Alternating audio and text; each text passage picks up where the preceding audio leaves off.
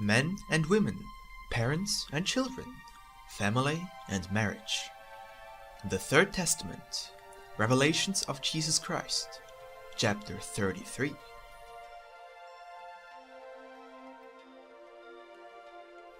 The relationship between man and woman. Thus saith the Lord.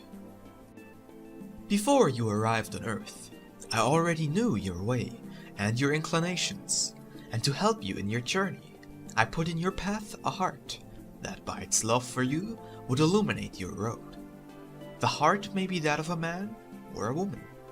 Thus I have wished to help you so that you may serve as a staff of faith, moral force and clarity for the needy.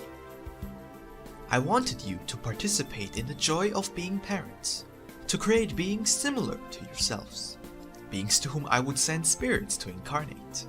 Since maternal love exists in the divine and eternal, I wanted there to exist in the human life a being who would represent it, and that being is the woman.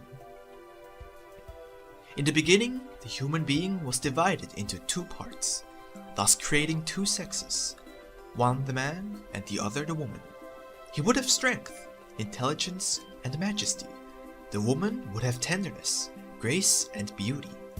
The man as the seed, and the woman as the fertile land. There you have two beings who can feel complete, perfect, and happy only when they are united.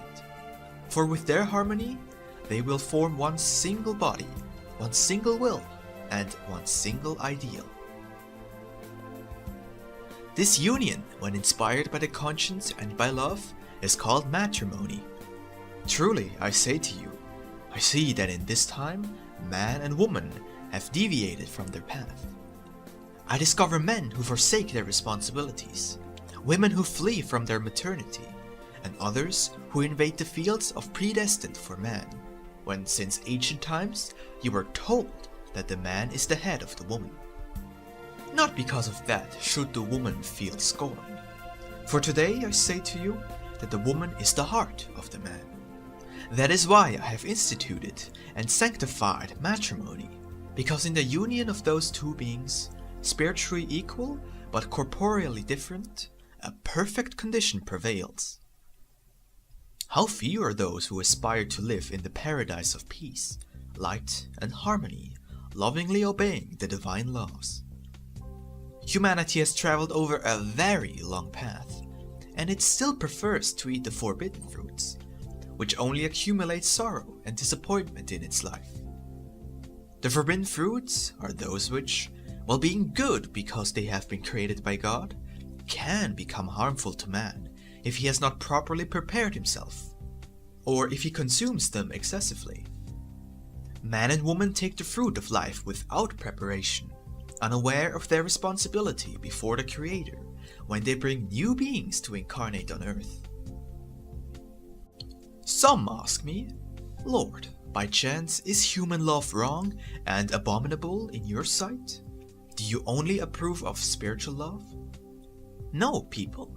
It is true that to the spirit correspond the highest and purest loves, but in the flesh I also deposited a heart to love with, and I gave it senses, so that through them you may love what surrounds you. That love that rests only in the material is characteristic of the irrational beings, because they lack a conscience that illuminates their paths. On the other hand, I tell you that good unions must bring forth good fruits, and incarnate in them spirits of light. I have not come to ask superhuman sacrifices of you, neither have I asked that men cease being men to follow me, nor that women cease being women to fulfill a spiritual mission. I have not separated the husband from his wife, nor the wife from her husband to serve me, nor to parents have I said to abandon their children and cease working to follow me. To one and all, upon converting them to laborers in my fields, I have made them understand that by being my servants, they do not cease to be human, and therefore must know to give to God what is God's, and to the world what is of the world. The nature and duty of the man. To you men I have granted a heritage, a treasure, a woman of whom you are the overseers, in order to love and preserve her. And nevertheless, your companion has come to present her complaints and tears to me because of your lack of understanding. I have said that you are strong, that you have been created in my image and likeness, but I have not sent you to humiliate the woman and make her your slave. I have given you strength, so that you may represent me in your home, strong in virtue, in talent, and I have given you a woman as a companion and as a complement in your earthly life, so that you may find fortitude to withstand the ordeals and vicissitudes through the love of both. Think, men, how many times have you made virtuous women fall into your net, finding in them the sensitive and weak spots? And those mirrors formerly clean, and now without their luster, you must make them reflect once again the clarity and beauty of their spirits. Why do you today deprecate the same that yesterday you induced to perdition? Why do you complain of the degeneration of women? Understand that if you had led them on the path of my law, which is the law of the heart and the conscience, of respect and charity, loving them with a love that elevates instead of the passion that degrades, you would not now have a reason to cry and complain, and they would not have fallen. Men seek and demand that women have virtues and beauty. Why do you demand what you do not deserve? I see that you still believe yourselves to have great merits, in spite of falling short in them. Reconstruct with your works, words and thoughts that you have destroyed, giving honesty, morals, and virtue the value that is theirs. If you strive in this way, men, you will have helped Jesus in his work of salvation, and your hearts will feel joy when you contemplate the homes honored by good wives and worthy mothers. Your happiness will be great when you see virtue return to those who had lost it. Redemption is for everyone. Why should not even the most sinful be saved? For that reason, I tell you, men work with me to save those who have led to perdition, encouraging them with the light of my doctrine, and make my loving thoughts come to their minds and hearts. Bring them my messages in hospitals and prisons, even in the places of mire, for it is there that they cry in repentance and pain for not having been strong when the world with its temptations dragged them toward perversion. Every woman was once a little girl. Every woman was once a virgin, and so you can reach their hearts on the path of sensitivity. To the men who have not tarnished these virtues, I will entrust this task. Remember that I have told you, by your works you shall be known. Let the Spirit speak through the material form. However, to those who have not known how to respect the graces deposited by me in that being, I tell you, why say that you love, when it is not love that you feel? Why try to make others fall, letting nothing stop you? Think what would your heart feel if what you do with those plucked flowers were done with your mother, your sister, or with a woman you love, and therefore respect? Have you ever thought of the wounds you caused to the parents who raised their daughters with great love? Ask your heart in a true examination in the light of your conscience if you can reap what you have not sown. How can you prepare your future life if you are wounding your fellow men and women? How many victims will you have? What ending will you have? Truly, I tell you, that you have sacrificed many victims to the whirlwind of your passions, some of whom belong to your present, and others to your past. I desire that the heart and lips that have been a nest of perfidy and lies become a nest of truth and chaste love. Illuminate the paths of others by word and example, so that you may be the saviors of fallen women. Oh, if only each of you would redeem just one. Do not speak badly of that woman. The offensive word that wounds one wounds all who hear it, because from that instant all become unfit judges. Respect the actions and secrets of others, for it is not for you to judge them. I prefer to raise men fallen in sin over hypocrites who appear pure but sin. I prefer a sincere great sinner to the false pretense of virtue. If you wish to adorn yourselves, let it be with adornments of sincerity. If you find a virtuous woman of high sentiment, and you feel unworthy of her although you love her, and then speak badly of her and deprecate her, and if after suffering and understanding your error you seek her for consolation, in vain will you call at her door. If every woman who has passed through the life of a single man had received from him the word and the feelings of love, respect, and understanding, your world would not now be at the height of sin in which it finds itself. Woman, wife, and mother. Women, it is you who, with your prayer, protect what little peace there is in the world, and who, as faithful guardians of the home, take care that it does not lack the warmth of love. In this way, you unite with Mary to break human arrogance. You women who water the roads of this world with your tears, and who with your blood mark your passage through this life, rest in me to recover new strength and to continue being the bearers of love, the fire of the heart, and the solid foundation of the home that I have entrusted to you on earth, so that you may continue being like a mother bird, spreading her wings to protect her husband and children. I bless you. I exalt the man and the place of the woman at his right. I sanctify marriage and bless the family. In this era, I come with a sword of love to put all things in their places, for men had put them elsewhere. Truly, I tell you that the regeneration of humanity must begin with the women, so that their fruit, which are the men of tomorrow, are found free of the stains that have led them to degeneration. Then it will correspond to men to their part in this work of reconstruction, for all who have corrupted a woman must regenerate her. Today I have inspired you to save the woman who has stumbled on her path, and when you present her to me whom you have saved, I will give her a flower, a blessing, and very great peace, so that she will not fall again. If you fulfill this mission in this way, those beings wounded by the world will feel the love of Jesus enter their hearts. I shall listen when, in their prayers, they tell me, "My Father, do not see my sin, see only my pain. Do not judge my ingratitude, but see my suffering." In that instant, my comfort will descend to that troubled heart, and it will be purified by its tears.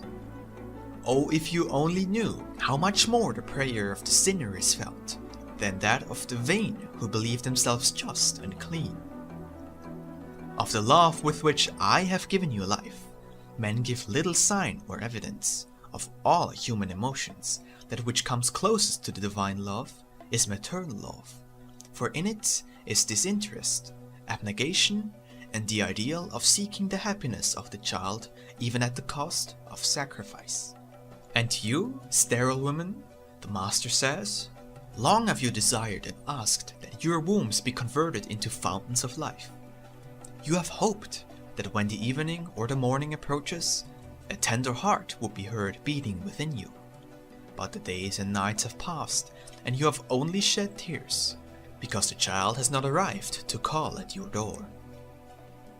How many of you who are listening to me, and who have been deprived of hope by science, will have to bear fruit to believe in my power?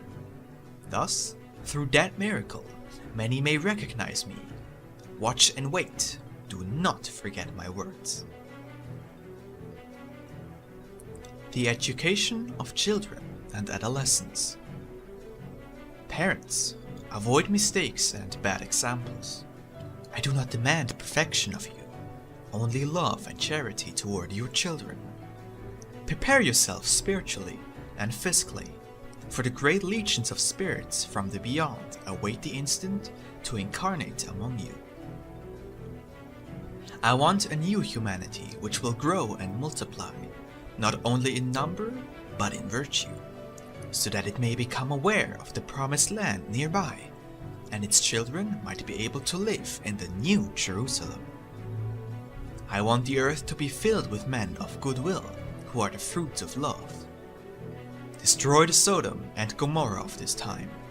Do not allow your hearts to become familiar with their sins, nor to imitate their inhabitants. Devotedly guide your children. Teach them to obey the spiritual and material laws, and if they break them, correct them, for you as parents represent me on earth. Therefore, remember Jesus, who filled with holy anger, gave the merchants of Jerusalem a lesson for all times, defending the divine cause, the unchangeable laws. Today you have ceased to be children, and you can now understand the essence of my teachings. You also know that your spirit was not born with the physical body you possess, and that the beginning of one is not of the other. Those children whom you rock in your arms carry innocence in their heart, but in their spirit they hold a past at times much larger and difficult than that of their parents themselves. How great a responsibility there is for those who must cultivate those hearts, so that their spirit attains progress along the road. Not because of this should you feel lesser love for your children. Think that you do not know who they are, nor what they have done. Rather, increase for them your charity and love, and be grateful to your Father for having placed in you His mercy to convert you into guides and counselors of your spiritual brothers, whose bodies you become parents of by blood. I say to parents of families that in the same manner that they worry about the material future of their children, they should also do so for their spiritual future, because of the mission which in that sense they have brought into the world. Understand that when the Spirit is made flesh, it brings with it all its gifts, that its destiny is already written, and therefore it need receive nothing in the world. It brings a message or restitution. At times it comes to gather a harvest, and other times to pay a debt. But always it comes to receive in this life a lesson of the love its Father gives it. You who are guiding your children through this life, once they are past the age of innocence, put them on the road of my law, awaken their sentiments, reveal to them their gifts, and induce them always to the good. And truly I tell you, who in this way comes to me shall be bathed in the light that springs from the divine fire, which is my love. Spiritually, you have traveled a long road, and now you are surprised by the intuition and the development that the new generations show from their most tender infancy, because they are spirits that have lived much and now return to walk at the front of humanity, some on the paths of the Spirit, and others on the roads of the world, according to their gifts and their mission. Yet, in all of them, humanity will find peace. The beings of which I speak will be your children. Do you think that confronted with a bad example by a vice, written, or evil parent on earth, the child commits an error in not continuing in that way of living? Or do you believe that the child is obliged to follow in the steps of his parents? Truly, I tell you, it must be the conscience and reason that guide you on the straight path. Blessed innocence is contaminated with the evil of the world. Youth runs a dizzying race, and the young women have quitted themselves of their modesty, their chastity, and their honesty. All these virtues have parted from their hearts. They have fed the worldly passions, and yearn only for those pleasures that lead them to the abyss. I come to speak to you with all clarity, so that you raise up and make a firm step in the evolution of your spirit. Ignite in youth the love of their fellow men, inspire in them great and noble ideals, for it will be they who tomorrow fight for an existence in which justice, love, and the sacred liberty of the spirit shine. Prepare yourselves all, for the great battle of which the prophecies have spoken has not yet arrived.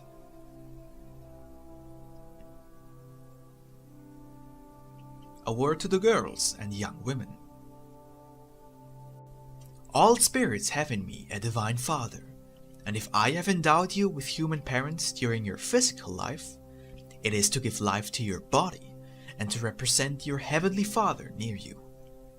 I have said to you, love God above everything created, and I have added, honor your father and your mother. Therefore, do not neglect your responsibilities. If you have not recognized the love of your parents, and you still have them in this world, bless them and acknowledge their merits. On this day, I am talking especially to the young women, those who tomorrow will have to illuminate the life of a new home with their presence. You should know that the heart of a wife and mother are the lamps that illuminate the sanctuary, just as the Spirit illuminates your inner temple. Prepare yourselves now, so that your new life does not surprise you. From this moment, go forth preparing the path to be traveled by your children, those spirits who await the hour to approach your womb and take human life and form to fulfill their missions on earth. Be my collaborators in my plans for restoration and in my work of regeneration and justice. Distance yourselves from the many temptations that beset your path in this era. Pray for the sinful cities where so many women are lost, where so many sanctuaries are profaned, and so many lamps extinguished. Extend by your example the seed of life, truth, and light that counteract the lack of spirituality in humanity. Pure young women of this people, awaken and prepare yourselves for the battle. Do not be blinded by the passions of the heart, nor dazzled by what is not real. Develop your gifts of intuition and inspiration, as well as your tenderness and sensitivity. Strengthen yourselves in the truth, and you will have prepared your best weapons for facing the struggle this life presents. So that you may transmit the love in your blood, so that you may sustain your children with the love of which I speak to you so much, you must first live it, saturate yourselves in it, and feel it deeply. That is what my teaching comes to do in your heart.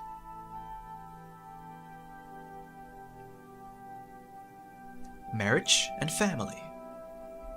The law of matrimony descended like a light, which spoke through the conscience of the first beings, so that they would recognize that the union of one with the other signified a pact with the Creator. The fruit of that union was the child in whom the blood of the parents was blended, as proof that what you bind before God cannot be unbound on earth. That joy which the father and the mother feel when they give birth to a child is similar to that which the Creator experienced when He became a father, giving life to His much beloved children. If later I delivered laws to you through Moses, so that you would know how to select a partner and would not covet the wife of your neighbor, it was because humanity, by virtue of its free will, had become lost in the ways of adultery and passions. Time passed, I came to the world in Christ, and with my gentle teaching, which is always the law of love, I elevated matrimony and with it human virtue. I spoke in parables in order to make my word unforgettable, and I made a sacred institution of matrimony. Now that I am among you again, I ask you, men and women, what have you done to marriage? How few there are who can answer satisfactorily. My sacred institution has been profaned, and from that fountain of life springs pain and death. Upon the purity of that law are the tracks and stains of men and women. The fruit that should have been sweet is bitter, and the cup from which men drink is of gall. You deviate from my laws, and when you stumble, you ask in anguish, why is there such pain? It is because the instincts of the flesh have never listened to the voice of the conscience. Now I ask you, why do you not have peace when I have given you all that is necessary for happiness?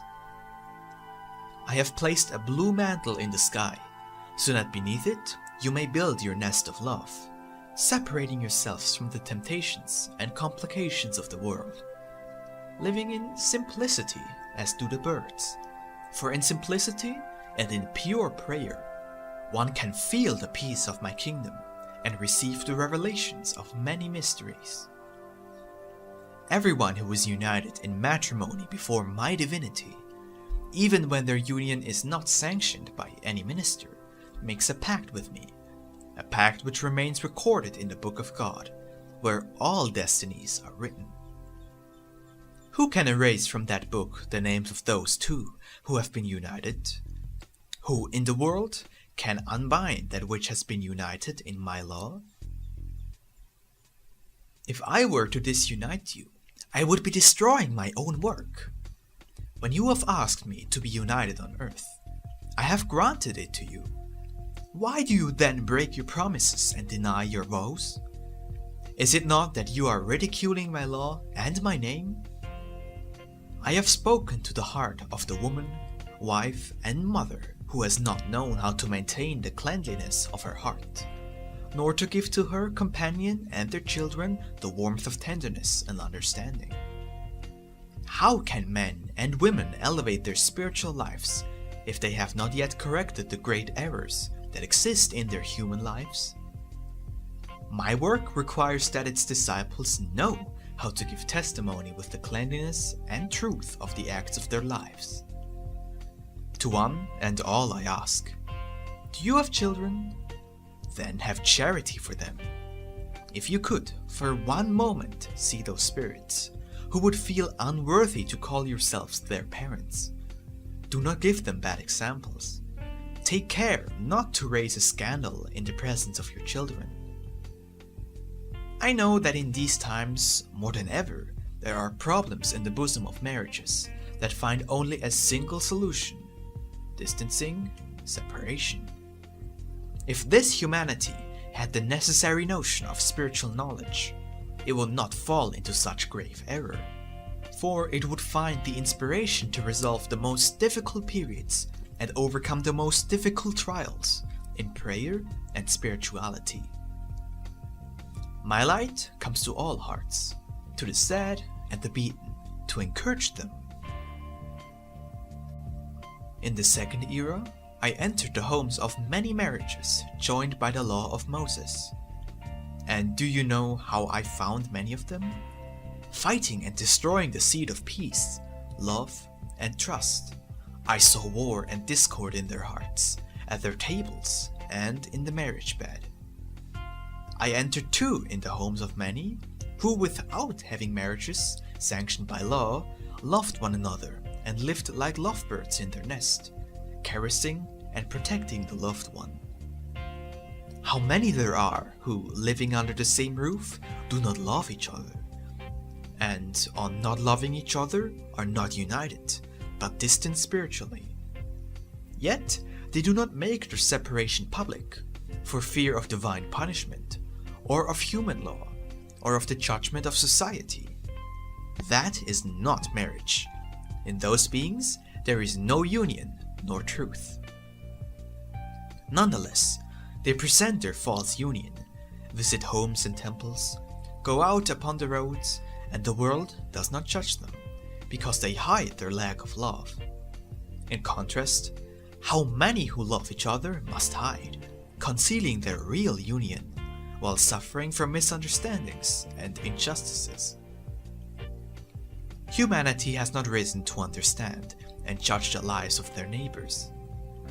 Those men who hold in their hands the human and spiritual laws do not use true justice in sanctioning those cases. Nonetheless, those times of comprehension and prudence that I announce to you, in which humanity will perfect itself, shall come.